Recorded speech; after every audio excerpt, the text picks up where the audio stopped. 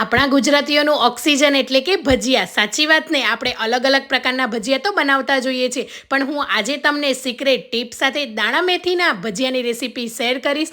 અને એકદમ સરસ જાળીદાર બનશે, તેલ પણ નહીં રહે, એટલા પોચા પણ બનશે. તો દાણા મેથીના ભજીયા બનાવવા માટે લીલી તુવેરના દાણા કાઢી લેવાના છે ને સાફ કરી લઈશું. અડધો કપ દાણાને ગ્રાઇન્ડિંગ જારમાં એડ કરી લઈશું. તીખા મરચાં, આદુ, લીલું લસણને સારી રીતે પેસ્ટ બનાવી લઈશું. હવે બનાવેલી પેસ્ટ બાઉલમાં એડ કરીશું. અડધો કપ મેથી, લીલા ધાણા, 1 ચમચી વરિયાળી, સ્વાદ પ્રમાણે મીઠું, કાળા મરી પાવડર એડ કરી લઈશું. 1.5 કપ જેટલું બેસન એડ કરીને મિક્સ કરી લઈશું. થોડું પાણી એડ કરીને લમ્સ ફ્રી બેટર તૈયાર કરી લઈશું. હવે એક બાઉલની અંદર 2 ચમચી કોરા પૌવાને પલાળી લઈશું અને પૌવાને સારી રીતે કોરા કરીને બેટરમાં એડ કરી લઈશું. પૌવા એડ કરવાથી જાળી સરસ પડશે અને તેલ પણ ભજીયામાં નહીં ભરાય. અડધી ચમચી ખાવાનો સોડા અને 1 ચમચી ગરમ તેલ ઉપર એડ કરીને ગરમા ગરમ તેલની અંદર ભજીયાને આપણે પાડી લેવાના છે. અને બંને સાઈડ આ રીતે ચેન્જ કરીને ભજીયા એકદમ સારી રીતે કૂક થઈ જાય એટલે આપણે એને કાઢી લેવાના છે. તો ગરમા ગરમ ભજીયા તૈયાર.